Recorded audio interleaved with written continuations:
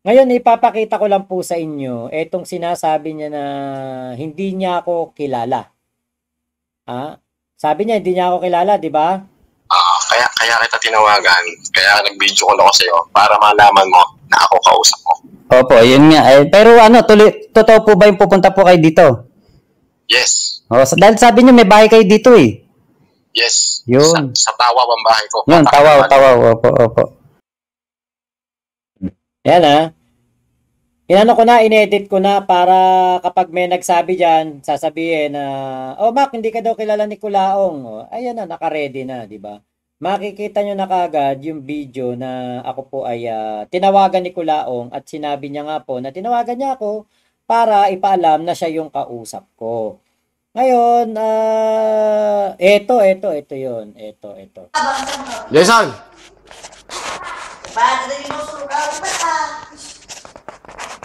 Jason!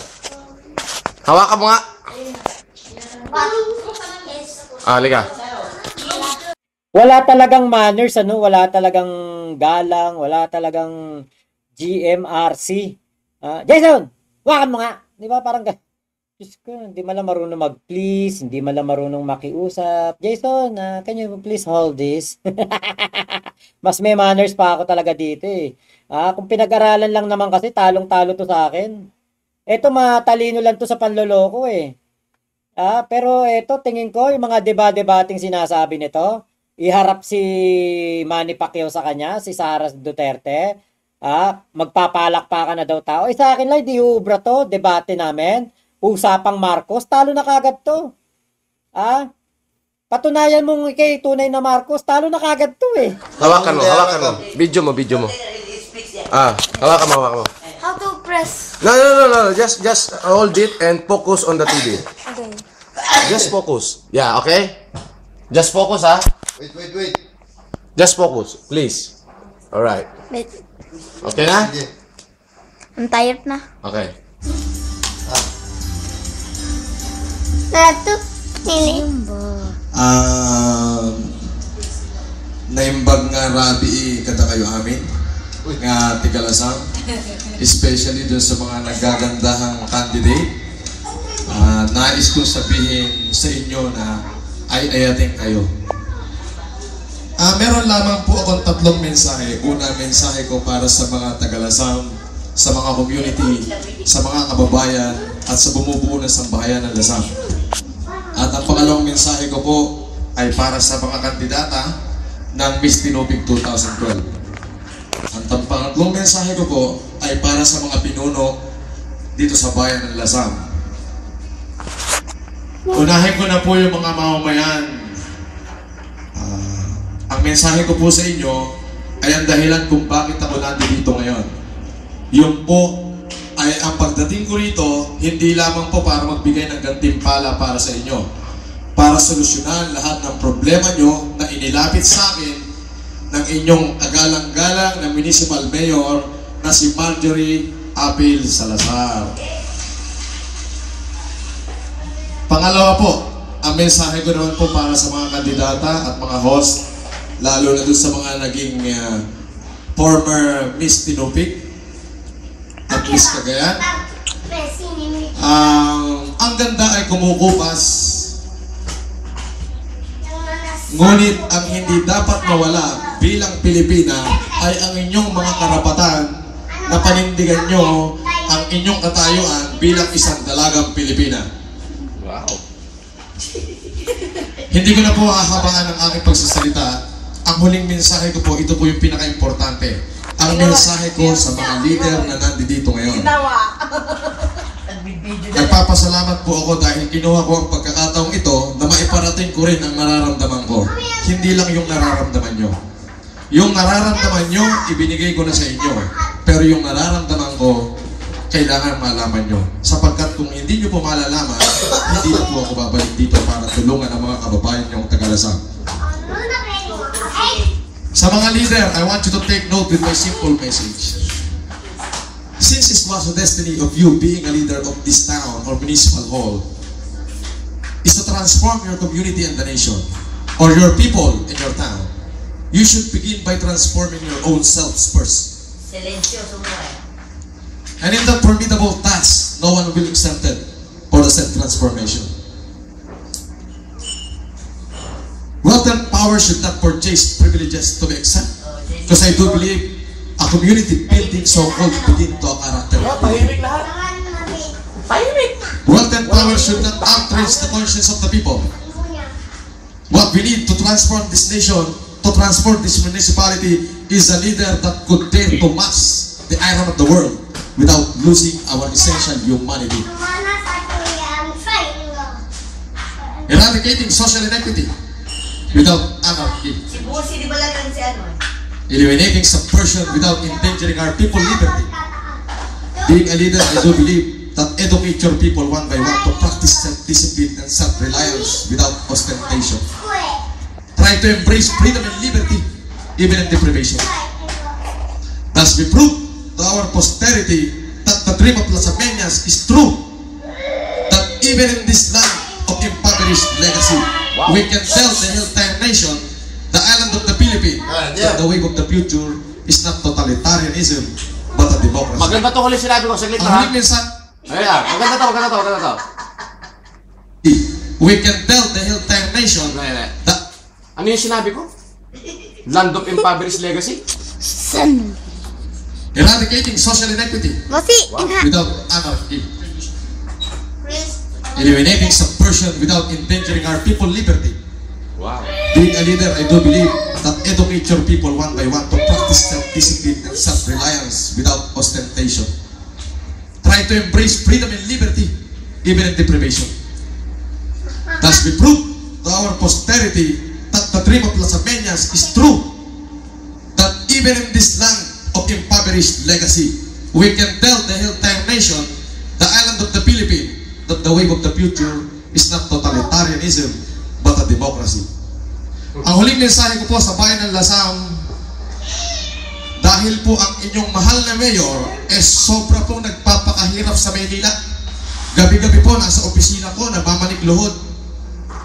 Mr. Chairman, kailangan ko po ng fire truck. Mr. Chairman, kailangan ko po ng rubber boat. Mr. Chairman, maraming malabo mata. 27 mayors ng Pilipinas na pumunta sa opisina. Napakapalad po dahil nag-grant po ang request na ang foundation ko ay handang gumastos ng over 100 million para sa bayan ng Lasam, and it is started tomorrow.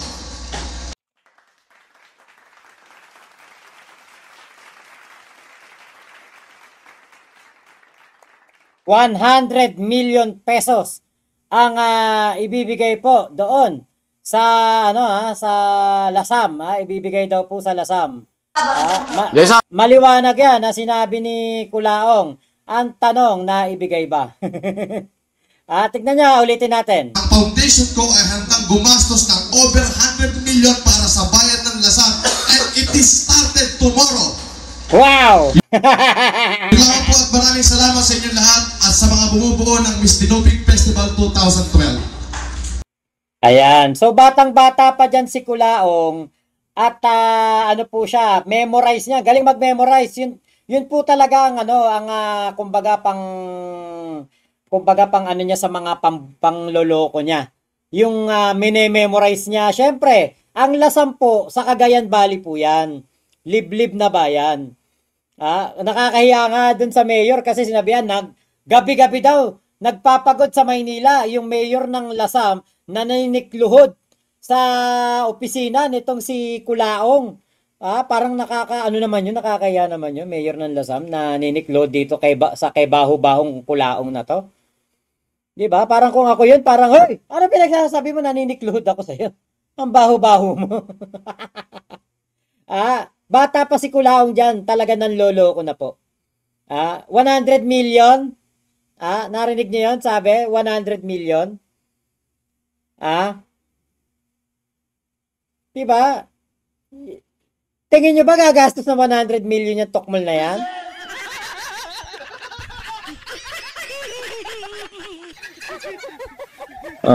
At napakaganda ng kanyang mensahe sa mga kababaihan. Di ba? Ang ganda ng ng mensahe niya sa mga kababaihan. Parang hindi natin narinig na sinasabi niya tong bagay na ito. Parang hindi niya to binabanggit, ano? Isusuka ng mga Ilocano yang si Mangusin. Oo. 'Di ba? Ala talaga. Yung speech na yan, second inauguration ni Ferdinand Marcos, minemorize lang. Edward Snowden's. Okay po. Started tomorrow. Started meaning past tense and tomorrow future tense. Walang coherency. Past tense, no? Started tomorrow. Joshua Destral, sakit sa ulo ng tao na yan. Pinagpraktisan niya ni Culaong speech niya para walang sablay. Bilib naman sa kanya yung mga tao doon. 'Di ba? Pink butterfly. Kala ko si Vic Soto. No one will exempted. Sabi ni Pink Butterfly. 14 years ago po yun. So kung ngayon po ay 2025, 2011 yung video na yon. Siya po ay malapit ng kumandidatong senador. Kaya lang po nadeklarang nuisance candidate.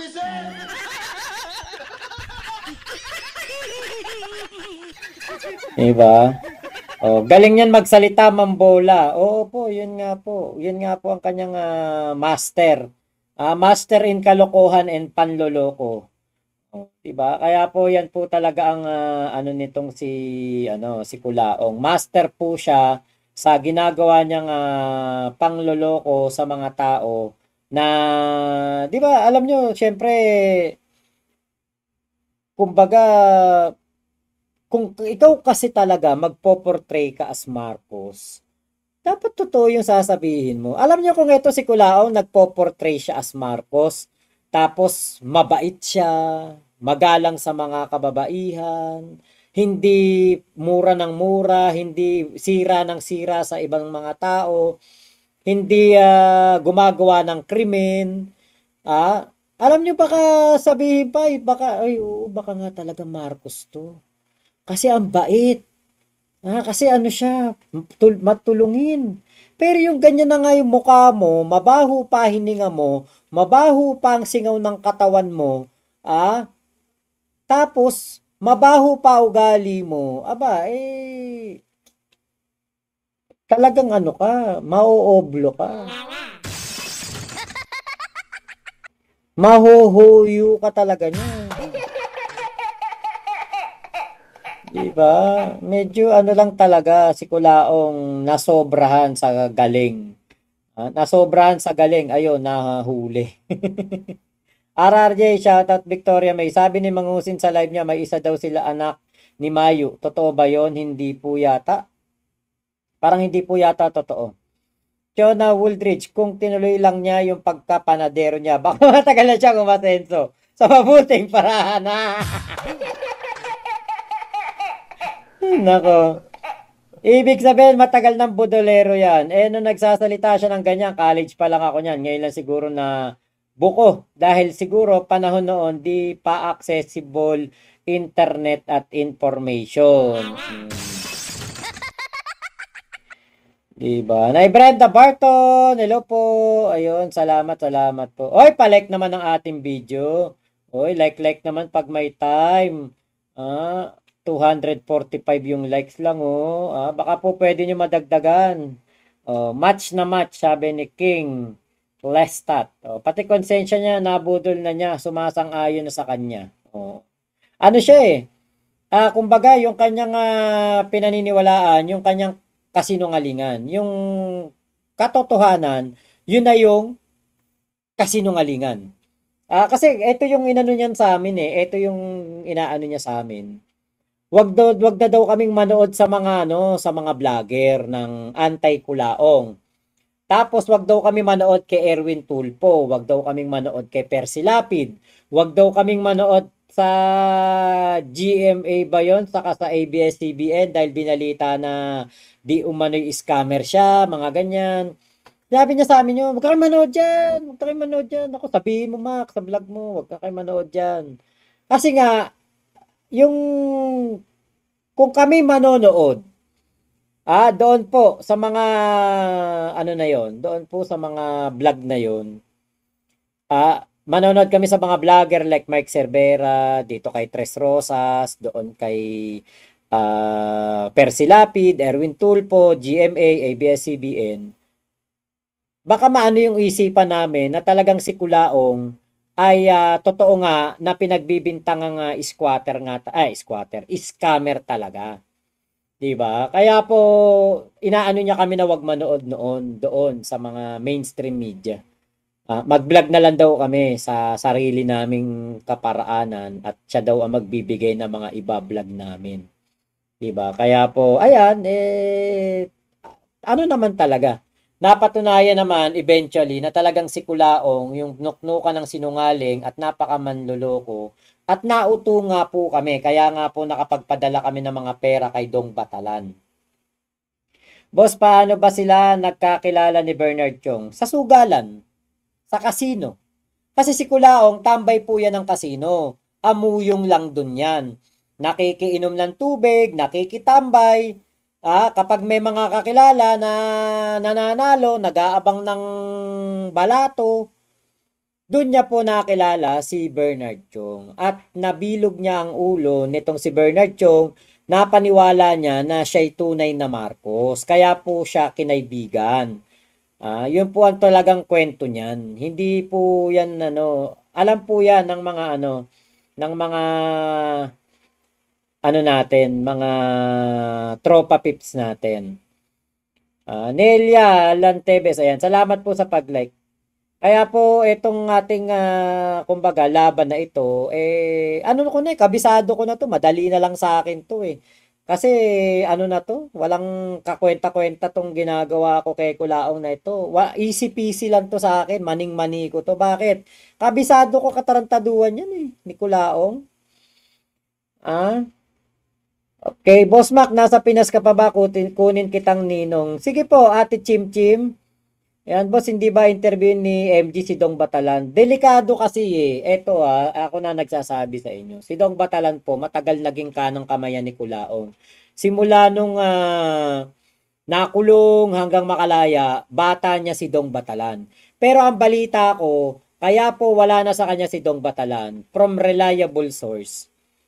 Hindi po pinasahod ni Kulaong. Nagkaroon sila ng problema.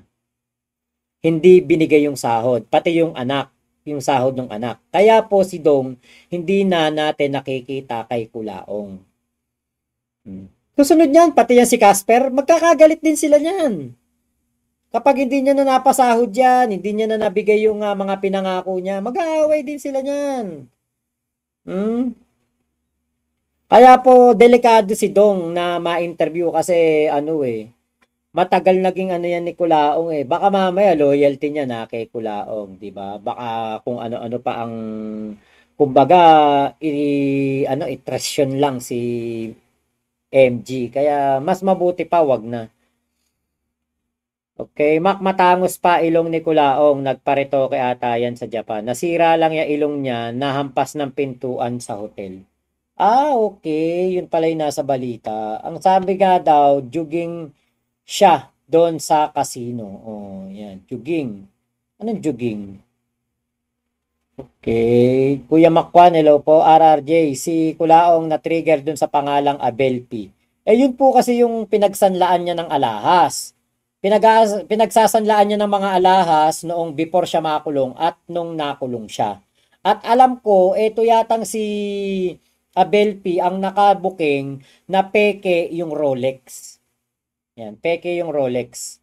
Boss, baka nag-double crossan din sila ni Kulaong, boss. Sino po? Si Dong? Lahat ata ng kinita dati sa mga live nila naubos nung election Ewan ko kung ano ba nangyari doon. Natulala sa pronounce at grammar ng taga-Cambridge top-notcher. Ghost hentai. Ayun. Parang utusan sa casino yun, Boss Mac. Okay. Ayun nga, ganun nga lang siya dati. Antay ng mga mananalo, mangingi ng balato, mga ganun ba? Okay. Kaya pala grabe yung galit niya George Pedro, boss, may tira ba talaga yung Kulaong na yun? Wala po. Ang malakas lang mangbanta, sisindakin ka lang. Malakas lang talaga mangbanta. Saan kaya kumuha ng lakas ng loob na sabi niya graduate siya ng MIT at Cambridge? Ano po yun imahinasyon. Malakas po talagang impluwensya ang imahinasyon. Talo pa po niya ng alak. Kapag ikaw kasi nag-imahinasyon ka, nag-imahinasyon, maano ka talaga, yung parang mawawala ka sa hulog, parang ganun. Yun ang nangyari kay Kulao. Kaya yung mga imahinasyon niya, yun na yung pinaniniwalaan niya na tulay na nangyari sa kanya. Si Dong, baka, may kinuha din siya. Hindi ko po alam. Okay, sila yung Marcos na pango. Wilberto. Si Early Ancheta ang gumagawa ng speech niya, ata niya. Hindi ko lang po alam. Paulo Miranda, Buraot madaling salita, Boss Mac. Nagtrabaho ako sa Soler at sa Resorts World. Jogging. Yan, Boss Buraot sa mga VIP. Yan. Kayo nakakakita niyan. Mga nagtatrabaho sa casino, pati mga nagtatrabaho sa kainan ng casino, di ba? Kita nyo naman si Kulaong. Alas 5 pa, bukas ng kainan, alas 4 lang, nandun na. Puro kagaguhan si Mangusin, walang Cambridge sa Gapan, Nueva Ecija.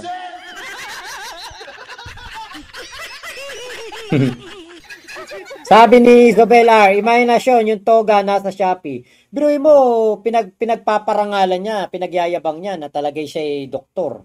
Kahit na alam naman natin na walang nagdoktor ng 3 araw lang. Di ba? Boss, parang hindi normal mag-isip si Kulaong. Parang need niya ng psychiatrist. Parang pangbata kasi mga sagot niya. Hindi po, bobo lang po talaga. wala ibang paliwanag yung bobo lang talaga si Kulaong. Matalino lang sa kalokohan, pero bobo sa totoong buhay. Pinaglololo ko na si Kulaong ng mga viewers niya sa live niya. Yun nga, yung ibang viewers niya pumupunta dito. Magko-comment ng yung mga binabasa niya, tapos yung mga pangalan na pag binasa mo, bastos. Hindi niyo ako madadali ng ganyan dito. Kasi si Kulaong bobo. Ako matalino ko. Kaya yung mga nagsusubok na yan, black agad sa akin yan. Di na pinapakita ni Kulaong mga kinakain niya. Baka wala nang kinakain. 2.5 nga lang daw yung diploma. Actually, meron ako mga kilala na may mga nagkaroon din ng ganon. Ngayon, nareklamo na po sa CHED. Yung eskwelahan na pinag-aralan kuno ni Kulaong ng 3 araw tapos Doctor of Humanities na siya. Wala pong yun. Wala pong DepEd clearance yun o DepEd license. Commission on Higher Education license. Wala. Kahit test daw, wala. Puro lang po yun. Puro katarantaduhan lang yung eskwela na yun. Okay. Baka naman may camera yung bridge sa Nueva Ecija. May camera? May cam?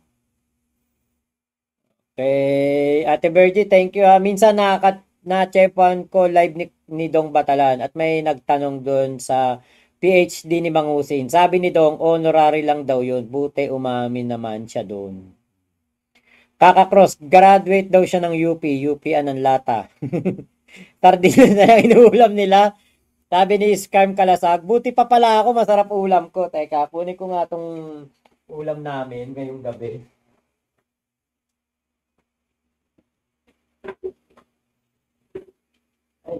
Laang talaga. Buti pa talaga kami, masarap pala ulam namin. Si Kulaong baka nagsasardinas na lang. Ang asawa ko kasi gusto niyan seafood. So ang asawa ko, eto ulam niya. Eto ulam niya, bangos na inihaw. Tapos ako, pork chop na inihaw. Naghihirap na ba si Kulaong? Sardinas na laulam? Hindi na nagluluto si Manang?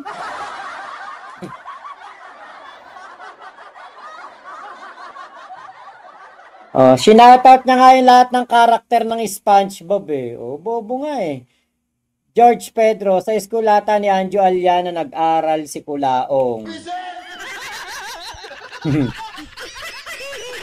King Lestat, Dr. Kwak-Kwak yan. Ang tawag sa mga ganyan, makmak diploma mill, bayad ka lang ng siguro 200k. Oo, okay po.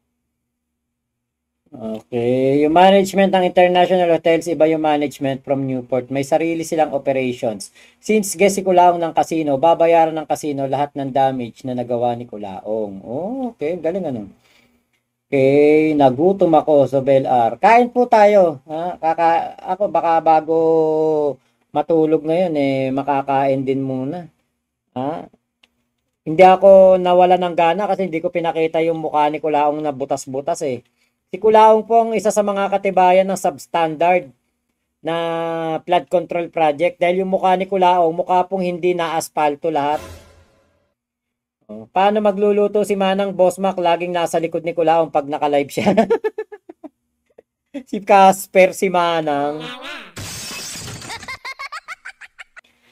Jesse Abtang. Ayan, shoutout naman sa amin dito sa Barcelona, Spain. Ayun, hello po. Ate Bergie, pagkain ni Kuya. Nako.